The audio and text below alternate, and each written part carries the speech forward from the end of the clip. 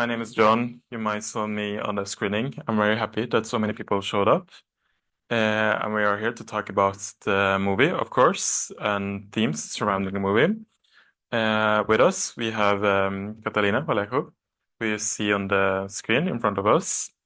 And we also have Miriam Crib. They are going to talk more so about the topics in relation to the movie. So we're very excited to have you here. And to moderate the conversation, we have Siri Klappen, who really needs no introduction because I think everyone knows who she is. But I'm going to say, nevertheless, that she is probably one of the best scholars we have in Bergen, I would say at least. And she's in charge of LawTransform. So we are very happy to have you here as well. Should we just give it a go then and see if it will work? Thank you so much, John. It has been, and I must say thank you so much because John and an intern at LawTransform and with some a little bit about some of the other interns have really organized everything. So this has been a very easy sailing for me. And I'm super happy to have Raman and Catalina with us, even though I would have loved to have you in person in Bergen. But for many reasons, that's not possible. But it is really special to have you here because they have both been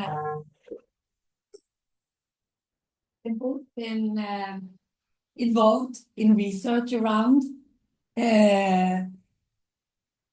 exactly what you were watching at the movie. So this is sort of the struggle to protect the river and the litigation around the river that it ended in courts is something that Mariama was, as a Maori scholar in New Zealand, it's very close to work that she has been doing. And also Catalina, as a scholar, has been part of a project that has investigated this type of processes in many parts of the world. So we'll start by having each of you give us a small introduction. So you know the film, you've seen it both, you know the story really well. And this is something that you've lived and worked with for many years. So we're very privileged to hear from you. And I don't know if you have, I think Mariama goes first, and then Catalina. So I think if you so welcome so much, and maybe you could start by saying a little bit more about yourself and the work that you've been involved in. Kia ora, hello everybody. Yes. Can you hear? Oh. You can hear me? Okay. E rere kau mai te awa nui mai te kāhui maunga ki Tangaroa, kua te awa ko te awa kua. So the river flows from the mountains to the sea. I'm the river and the river is me. So lovely to be here today, even though it's online. My name's Miriam Crib, born and bred in Whanganui, New Zealand, and I've been fortunate enough to be part of the Riverine Rights project. I'm not a lawyer or an environmentalist or a scientist, but I am a descendant, I guess, of the river, and I have a background in management and business studies. So, yeah, I think that's enough for me.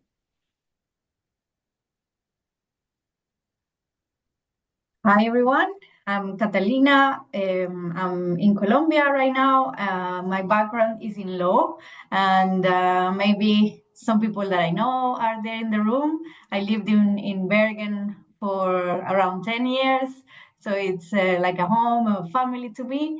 And part of my life in Bergen brought me to a research project funded by the Research Council of Norway on the rights of rivers. So we are studying, the project is now ending this year, and we are studying 3 rivers who got the different legal status of legal person or subject of rights, or in any way a different status that it had before legally.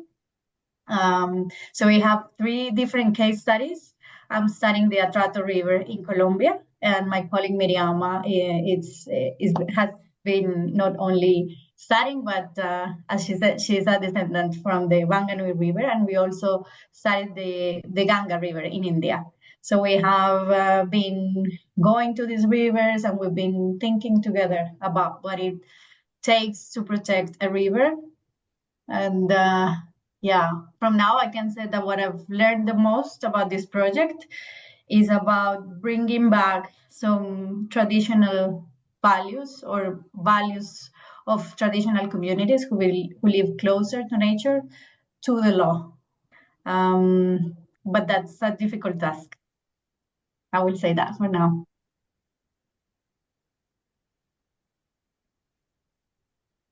So thank you. Thank you so much, both.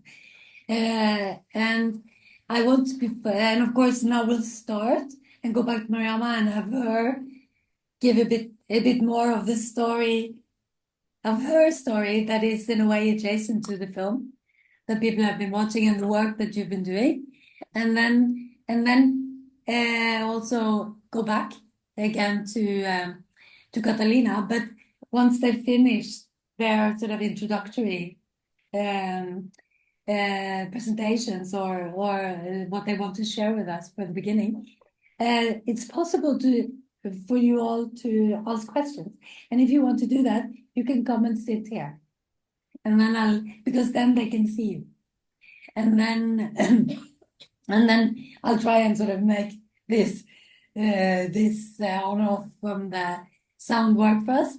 But I'm sure that we can have a very, very interesting discussion with those of you who are here. So, Miriama, then I just want to give the word back to you to give us some more perspectives on how to protect the river, and also on the movie, on the documentary, if you want to share. So please.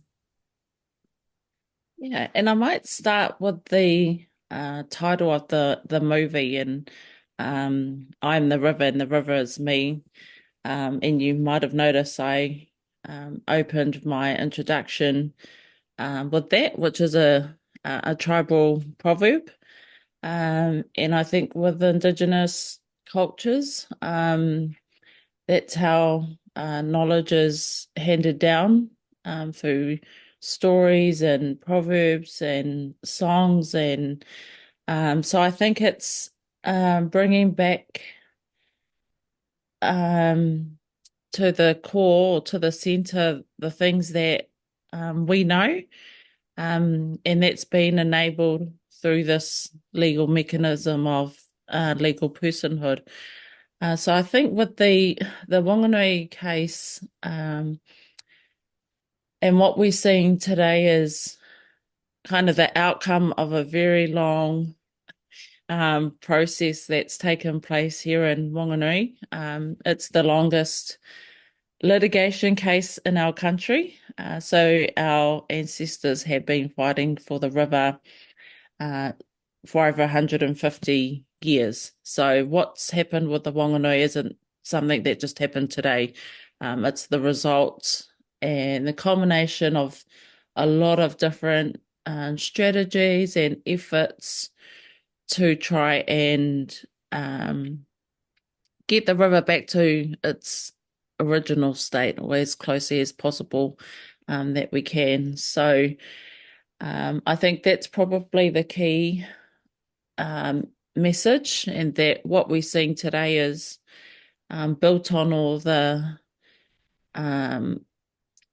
history, a long history of colonization, biculturalism between indigenous people and the Crown. It's built on indigenous knowledge. It's an outcome of a political process. It incorporates cultural and social aspects. It has a bottom up governance mechanism. So there's actually a lot in it than just seeing it for what it is that we see it as today. But I think also in that sense, it's been because of this legal mechanism that we've been allowed to do that. So we tell people that it's a model where indigenous knowledge is now being upheld by Western law. So we don't necessarily see a dichotomy with it or any tensions. So it's definitely innovative, but we're quite realistic about the fact that there's still a long way to go in terms of the legal mechanism being able to make real changes. But I think with the project and being at the end or towards the end of the project, I've definitely learned that there's no such thing as too much effort when it comes to wanting to address the state of our environment, and whether we call it climate change or right to nature or green transformation. I guess those are just efforts that we as humans are trying to, conceptualize our efforts on wanting to do change. So I think it's an innovative way to validate what we've always known about how to look after and how to understand our river. And I do think the movie did justice to that, trying to capture all of that information in a short film. And it's always interesting to see what's happening from the perspective of others, because we have the saying here in Whanganui that the legal personhood and what's happened with the Whanganui River is internationally hot and locally not. So, there's a lot of intention worldwide, but there's still a little bit more effort on the ground to take in what's actually happening there and appreciating of the success, if that's what you want to call it, with what's happened with the Whanganui River. So yeah. Thank you so much. And thank you so much. This was very, very interesting to hear. And I think I want to ask more questions about maybe you can say something about how indigenous knowledge was important to the court case itself and to this process, and how it was introduced and incorporated in the litigation.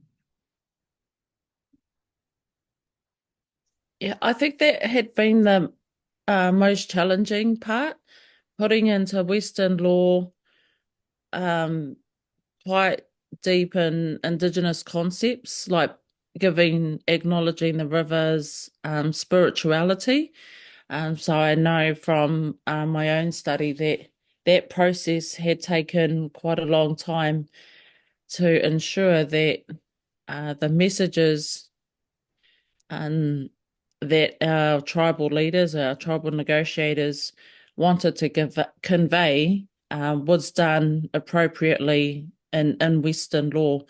And it was done so using, the appropriate language without any of the messaging lost. So I know, if anything, that is what took the most time. So there was a lot of going back and forth between those responsible for drafting the law, and then working very closely with Indigenous leaders. But if you go into the legislation itself, it still has quite a lot of Māori language. So there's lots of Indigenous words and Māori concepts in there. And I think that's been purposely done, because what happens when you put the Indigenous knowledge in a piece of legislation as it is, it requires the person to do a little bit of unpacking, and it requires the person to do a little bit more learning than just going to a piece of legislation and seeing it, in black and white. So you'll notice with the Te Awa Tupua Act, which is the legislation for the Whanganui River, they've also given legal effect to a value set. And those 4 values are what's at the core of this model. And that, for some people, that can be quite, it's quite different, because when you have, and they are quite high level, purposely, or for the purposes of being able to be applicable to any situation that has to do with the river. So when you go through that process, you need to do a lot of things to embed, I guess, those values. And the different things, I mean, that I'm talking about include having relationships, not just with Indigenous people, but with the community at place, or whatever project you're doing with the river. It requires you to engage with people. It requires you to talk and discuss. It requires you to bring everybody who has an interest or be impacted by it into the same room. So I think it's, it is quite different from previous legislations or previous ways we've done in New Zealand with the former Resource Management Act. So I think that's been the attempt to try and maintain that Indigenous. Just trying to prevent the screen from going off. I don't quite know how to prevent the screen from going off.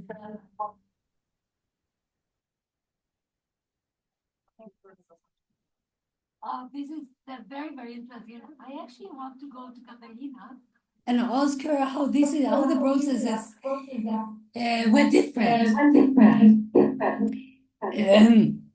How the processes were different in because you said that you studied different cases around different rivers and different efforts to protect the river, including by legal means. So this incorporation of and central incorporation of and translation of indigenous knowledge that Mariama is explaining. Did you see any? What is your perspective on that? Seeing it from a broader comparative set of cases. Yes, it is. So what we have seen is now we have many cases of rights of rivers in the world, but also rights of mountains, the rights of the Mar Menor in Spain. We have different ecosystems with declaration of rights or legal subjectivity in different ways. And what we see by studying 3 different rivers is that each case is definitely very, very different. So if we start with the Whanganui River, like Miriama has been telling us, it's an indigenous rights case. It's a case for reclaiming sovereignty over the river. The question is who speaks for the river and who gets to decide what's done with the river, or how the relationships with the river can be conducted. In legal terms, in Western law legal terms, nature is a thing. It's not a subject. It's not another to relate to, but it's a thing. So trees, rivers, the land, water are things to possess or to own. No, are objects of ownership in legal terms. Even in international law, when we think about the theory of the state, nature does not exist. What we have is territory. It's called territory, and it's a space over which the sovereignty of the state is exercised, where a group of humans live and the sovereignty of the state is exercised. That's international law in Western terms, no? But so what happened in Aotearoa in New Zealand is a very long, strong, powerful process that Miriama just told us about. And then perhaps in connection to that case, there were other legal cases for other very different reasons, perhaps not an indigenous struggle like it was in Aotearoa, New Zealand. But we have problems of contamination of rivers, of systematic misused changes in the riverbed, excessive extraction of minerals or sand, different economic activities and different extraction processes in these rivers and different ways of contamination. So we have the Ganga River in India that we know about. It's an immense river that is also a goddess, Ganga. It's also a goddess. It is a river, and it's a place where many different things happen culturally, economically, socially. No, so many different ways of relating to the river by different communities. The river has a huge pollution problem, and that was the environmental law case that was brought to court. But there we don't have an indigenous struggle. But that river also has a sacred dimension in Hinduism, and it's very important culturally. And in Colombia, the Atrato River, it's home to many indigenous communities, the 5 families of Embera people, and also the home of Afro-descendant communities, Black people, and a minority of Mestizo people. And what happened there was, it was not like in New Zealand, in Aotearoa, a sovereignty case. It was, but sovereignty is related to it. But the case was about illegal extraction of gold from the river. And that illegal mining was excessive, and the state, the Colombian state, was not present and was not able to govern the river properly, and environmental law tools are not enough yet. And so the legal case in Colombia was a human rights case, was a collective rights case about the access of people to water, to food, and to a safe environment, the right to a safe environment, and also to health, because people were getting ill due to the mercury in the water and by eating the fish contaminated with mercury. So these 3 cases are very different, but what you have at the core, and if you start looking at other cases in the world with mountains, with forests, what you see is relationships between human communities and the ecosystems or nature are broken due to different reasons. So what happens in New Zealand, in Aotearoa, cannot be exactly replicated in other places, and it's also not the intention, but it was definitely important because in the Indian and Colombia case, the Aotearoa case was cited. And they happened right after the Aotearoa, the Te Awa Tupua Act was passed in New Zealand. So lessons learned now is this is really about a change in paradigm from legally, I'm speaking legally, from nature or ecosystems as things that humans can possess and govern as they want, to another way of seeing it, which is nature is not a thing, nature is a subject. Nature is another, not necessarily a person, obviously not a human person, which is confusing because legally what we think of as legal person is as humans, and maybe enterprises or corporations which are made by humans. But not person in the sense of a human person, but person in the sense of a subject, another. So rebuilding relationships, lost relationships with nature, more respectful and more equal relationships with nature, and seeing again the vital interconnection between us and nature, or seeing again that we are also nature. It's what's happening with these cases, but it's not at all easy.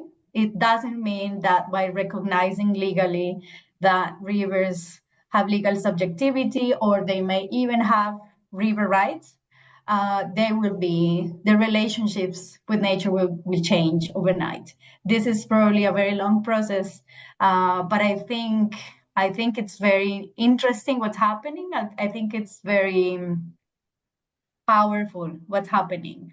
But it's also possible that the rights of nature can have negative consequences for other rights. For example, for indigenous rights, precisely, or for other human rights. And it's not the intention at all, but in the world of legal rights, rights can be interpreted and applied in many different ways. Different interpretations can come up, and if you from a very radical preservative or preservationist preservative is not the word, preservationist perspective, try to protect a river or a forest in the way that no human can interact with it or use it somehow, or live from it, eat from it, relate to it, then the long struggle for the recognition of indigenous rights and other ethnic rights is at risk. So we have to very seriously see how we interpret the rights of nature, and what are the connotations for humans. The ideal would be never to separate humans and nature, or to have this dichotomy or this binary view, but to have an integrated view. But that, with our Western law tools, is quite a challenge. Thank you so much, Catalina. This was really, really interesting, and I think that I wanted, actually, you answered it in a way, but I want to still ask Mariama, because one thing you said earlier, Mariama, was that in a way, Western law is used sort of, in a way, there is a translation of indigenous norms into Western law that can then be used to protect.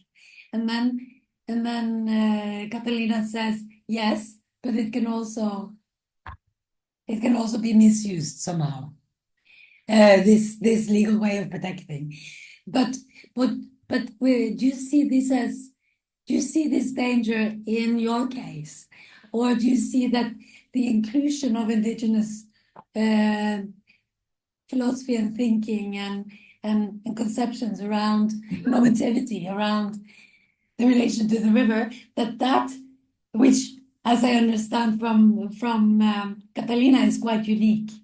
This sort of thorough way of trying to translate these norms also into legal language, that this sort of makes that danger less serious or less of a threat than what Catalina is saying now on a more general level. Do you have any thoughts on that? Do you see that there can be a danger from using the language of rights and sort of using Western law in this way, that there is a limit? Yeah, I think and it's easy to see what we've done as being, quite romantic. And I don't think we've ever gone down this avenue for the purposes of litigation. So in the case of the Whanganui, we have for example, say a power company who has been allowed to extract water in 30-year periods, with no, that's how easy it's been for the power company to get that permission and to get that access without any objections or involvement by not only Indigenous people but the local communities. So I think it is it's easy to get not only romantic but excited at the opportunity that a river could take a power company to court, under this new legal personhood model. But we never went into this arrangement with that kind of thinking. But I think if it really came down to it, we would explore that avenue if we had to. But the goal has always been what Catalina was saying around the paradigm shift. And that's the part that I think can sometimes be romanticized, but is also, I think, a benefit of the legal personhood model, because it's, has that compulsion for people to change. Because if we didn't have legal personhood and we didn't have the Western law upholding Indigenous law, why haven't humans, made these changes already? Well, if it was, people would have done or behaved differently towards the river already. So I think the legal personhood model does give humans that bit of push to think differently about a river. But I don't think there are any. I can't see any dangers or risk in doing that for non-Indigenous people.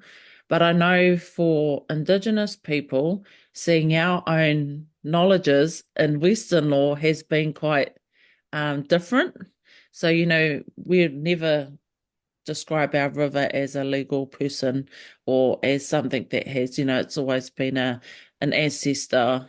We see ourselves part of nature.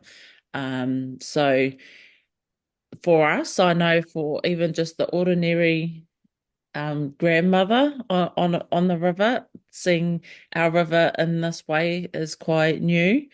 So I think it's been a learning process for both, for Indigenous people as well as non-Indigenous people, in terms of coming to a common ground in what it means to just put the river first. So, but I think it might be too early to say where there are any risk in the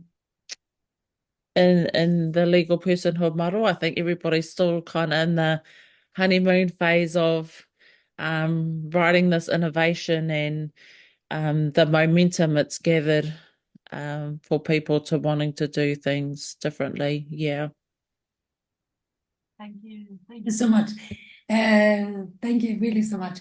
I was also thinking about, it's related, but you also said earlier that this is that personal model and the case and the judgment really attracted a lot of admiration from outside, and then at home not so much.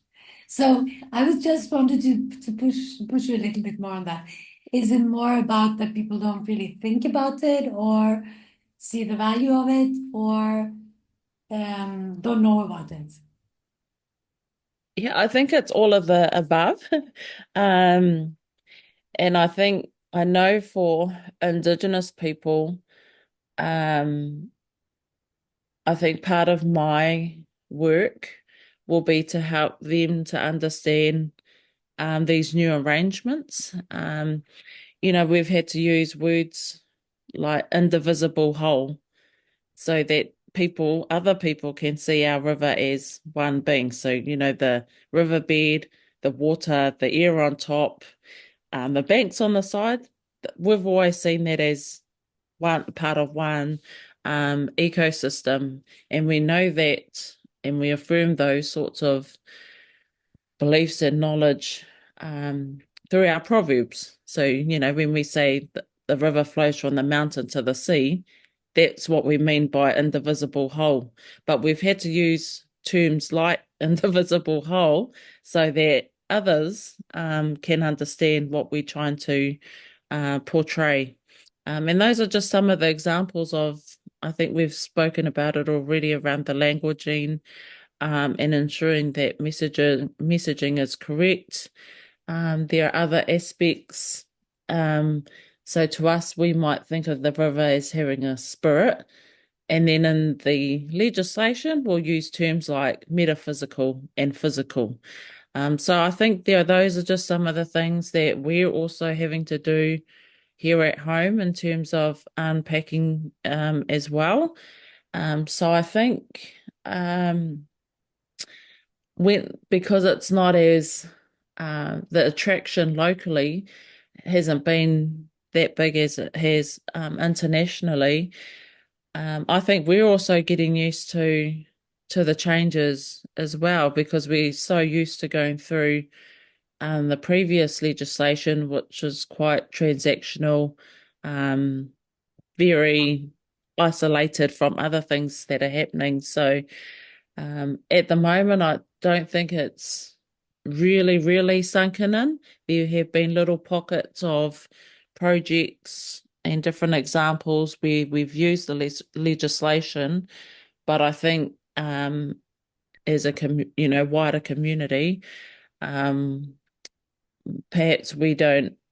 I don't know if it's appreciate, or we're not quite.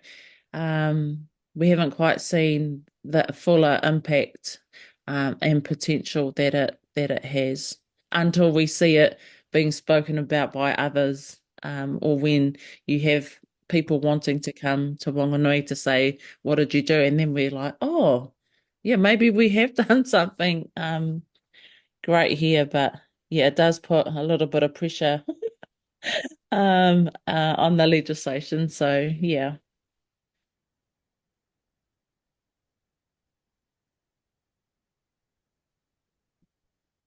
From the audience, and then so please come up, and it doesn't have to be questions. It could be comments or just things you would like to convey.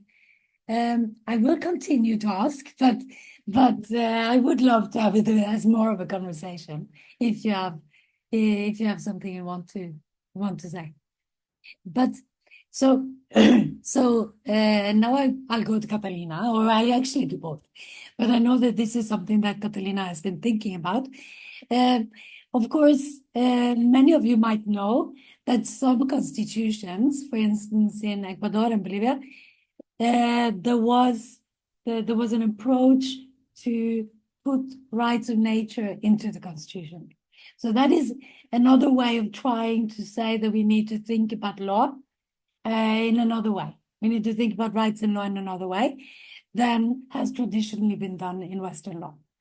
So, Catalina, I would to ask you to reflect a little bit about how this approach is different, and what are is this a more promising path? And if so or no, or both of you actually, because I'm sure both of you know a lot about this, but is this a more promising path or not? So Yes, it is. So there are many different ways of recognizing rights of nature. We've seen cases like Aotearoa, New Zealand, where you have a peace treaty, and then as a consequence, you have an act, you have a law. We have laws in different places of the world. It's not the most common way, but it's a way. Another way is through administrative acts or acts of the executive branch. For example, decisions by municipalities. I think it's also gaining a lot of importance and attention. So local communities politically organized and decide to declare an ecosystem as a subject of rights in order to protect it. I think in Europe now, the first example of a law is the Mar Menor case in Spain. In the US, there are many administrative acts where local communities organize politically.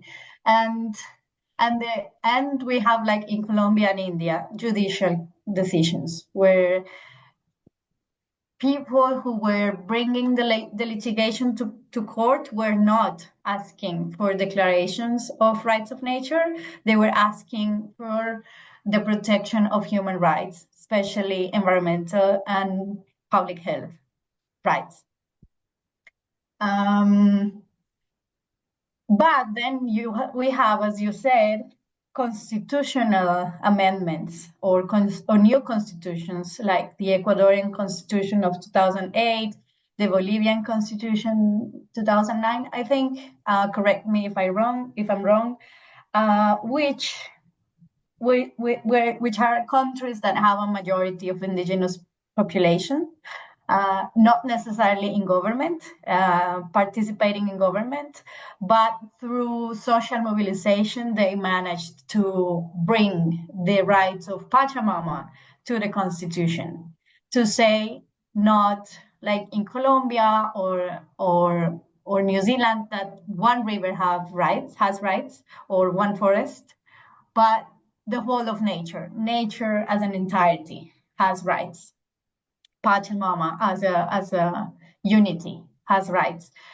I think it's perhaps politically is promising, because there is a strong, or not stronger, but maybe bigger social mobilization behind it, because that's what you need to change the constitution. So there's a lot of social debate and conversation about nature and its place in the political community. But maybe smaller cases also are very strong without the need to change the constitution. So I don't know if more promising, and what we see now in Ecuador and Bolivia when it comes to the use or application of these constitutional norms, is that they also need to be applied case by case. So they need to bring a rights of nature case specifically to protect a river, for example, that is being contaminated. So legally, maybe it doesn't make a huge difference, but perhaps the context that the constitutional change process managed to make allows for a better application of this new paradigm, case by case.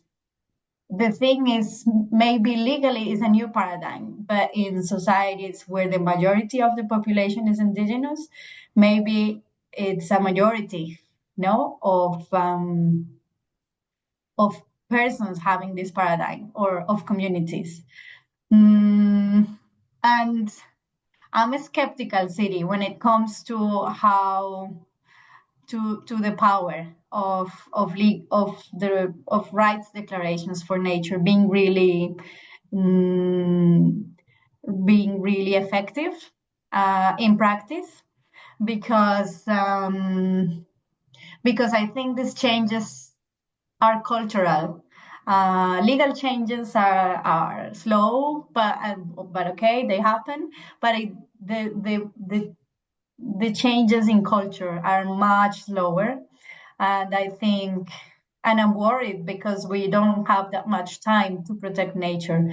Right now, here in the city of Cali, in Colombia, we have the Conference of the Parties for the Treaty on Biodiversity, and so we are seeing in the news a lot of numbers every day of species that we don't have anymore, and the rates of deforestation and water degradation, and is really worrying. And I'm not very positive that we have enough time for the law or different tools even in culture and society to make these changes, but that's we have, and that's what we need to do.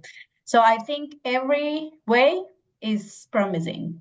being a constitution, a law, a local political decision, even citizens' declarations of rights and protection. I think every tool can work, and it's important that they all work. I think this brings us to a big question, because of course one role of law is to be normative. So the question of to what extent law can change the way we think, and if the legal changes actually can bring social changes and social mindset is a question. And in a way, Miriam, I felt that you were talking a little bit about that this case has and law has sort of is working on people, both from the indigenous side and from the larger community. But I don't know if I maybe was interpreting you right. Could you comment on this? Do you feel that that it is bringing changes to the way people are looking at the river? Yes, yeah, I do. And with the with the Te Awa Tupua case, it required a lot of, so if we were being honest around the collaborative and relational approach that we wanted to take, it also means taking with you the very people who have completely different ways of seeing the river. So the power company, they're included in this legislation, and so too are our farmers, who haven't always had the best practices, environmental practices.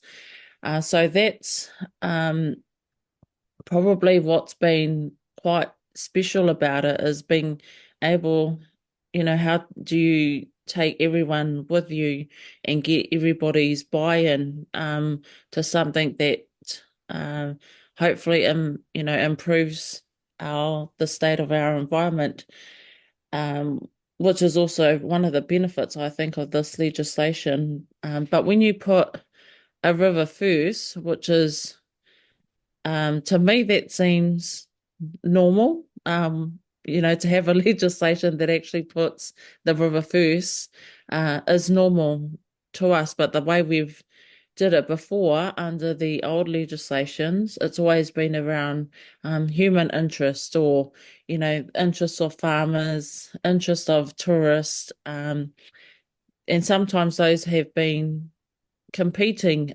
interests.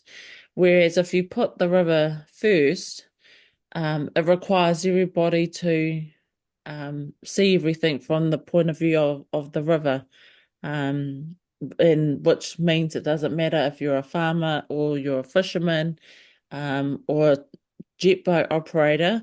You have to think about how can everybody exist within this framework that still enables the river to be put first. So I think those are, some of the changes that we've that are quite different, and also like Catalina's saying, was potentially quite powerful as well. And we've seen changes already with the power company, who are already exploring different options, because they know once that resource consent, the current 30-year resource consent runs out, it's going to be quite difficult to get that same consent under this new legislation. So already they're having to think about doing things differently.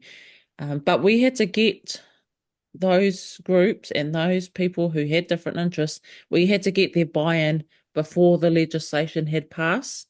Otherwise, if everybody wasn't on board, it wasn't moving. So I think that had been achieved before we got legal personhood for our river. And I'm not sure the power company or the farmers have fully appreciated what they've actually signed up to.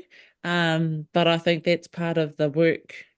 That's part of this, shifting paradigms and changing hearts and before changing minds and action. So, yeah, but I think even farmers and the power companies know, given the state of our environment, they're going to have to change ways. Yeah.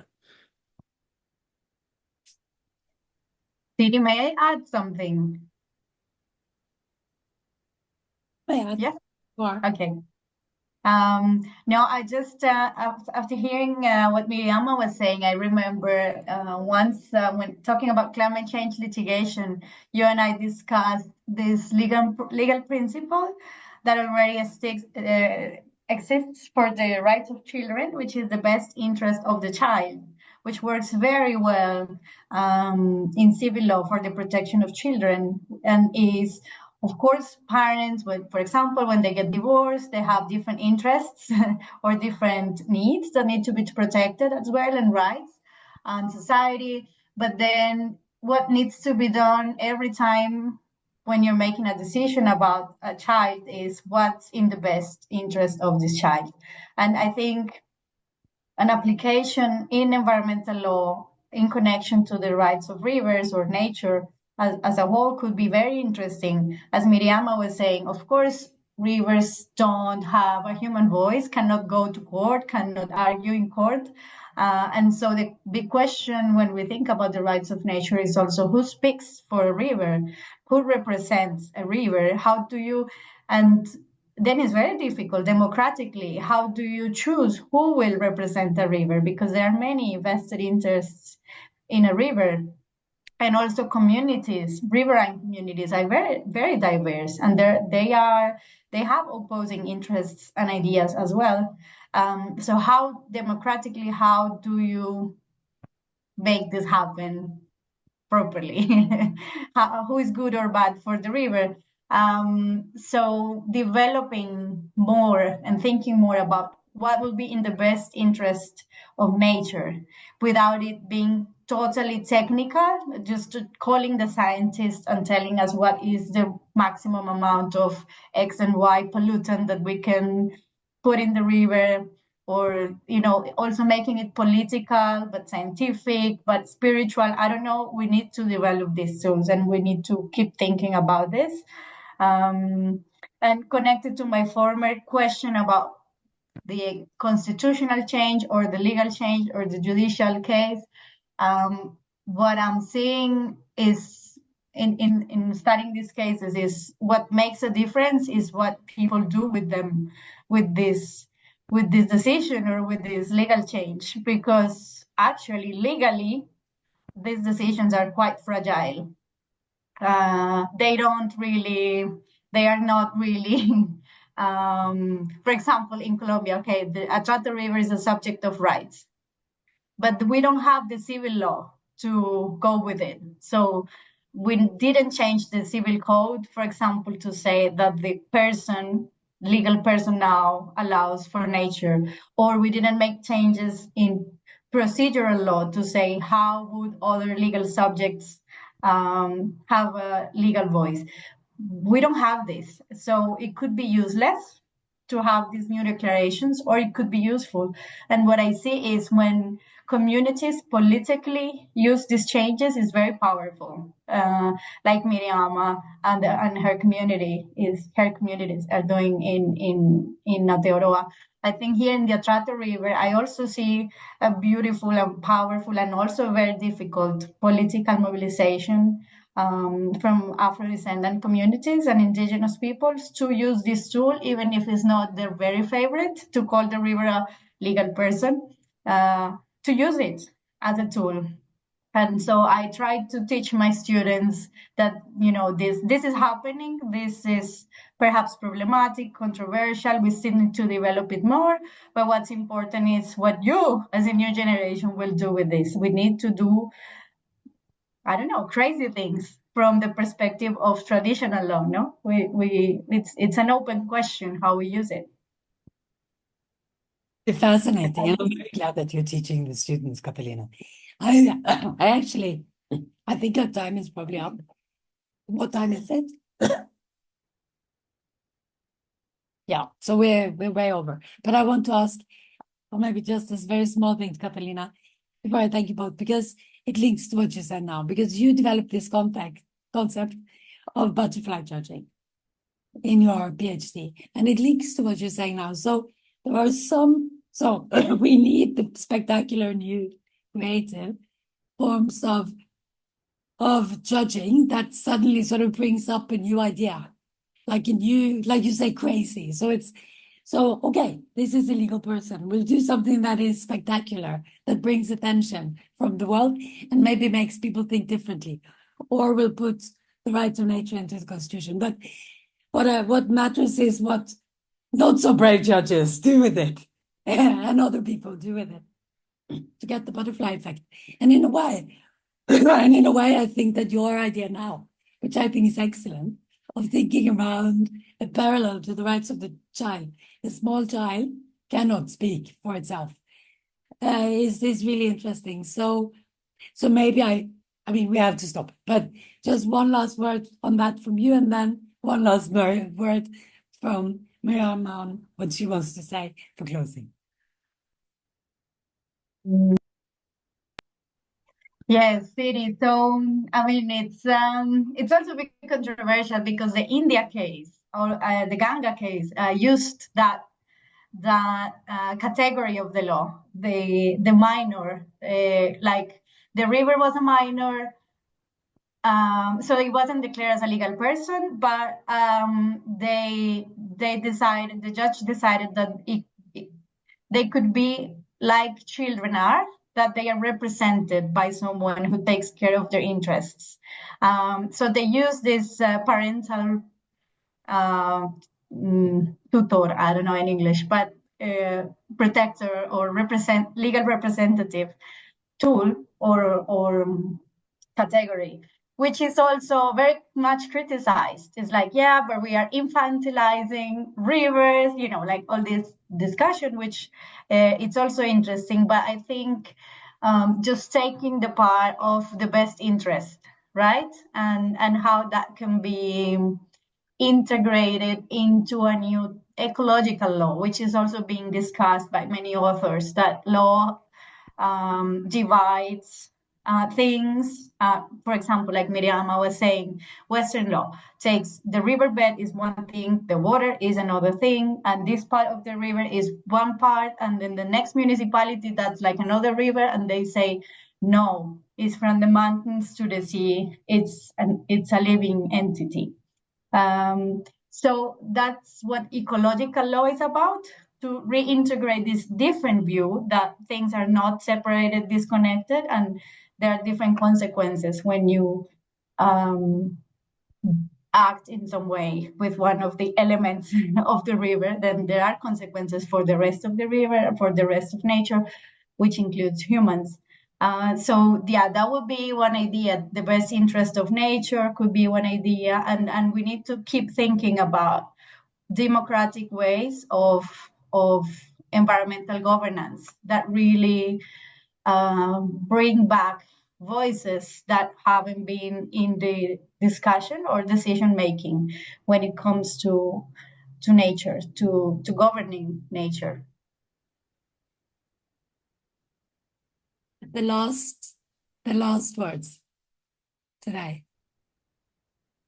Yeah, and I don't want to blow my own trumpet here, but I think what I enjoy about indigenous knowledges and indigenous ways of seeing the world is that we have a very intergenerational outlook. So when we do plans and strategies, they're like 100-year ones, and they're very long term. And this is probably what excites me the most, is that the Te Awa Tupua Act creates some permanency for how we always know, or how we've always seen the river. And I'm excited to see how that unfolds over the different generations. Because often in New Zealand, we have different governments who come in through yearly cycles.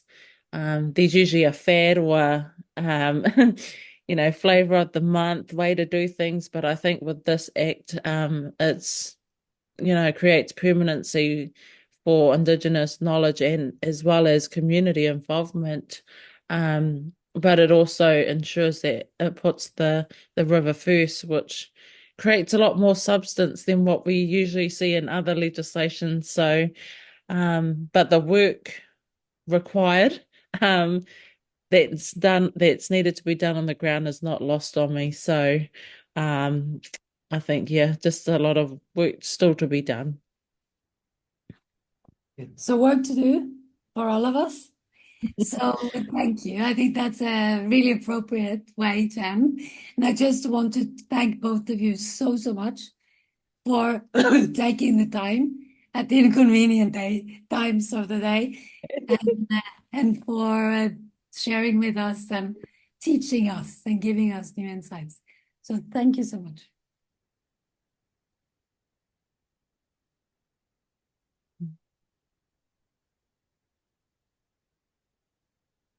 Thank you, Siri, for the invitation. Thank you all for the invitation. This was lovely.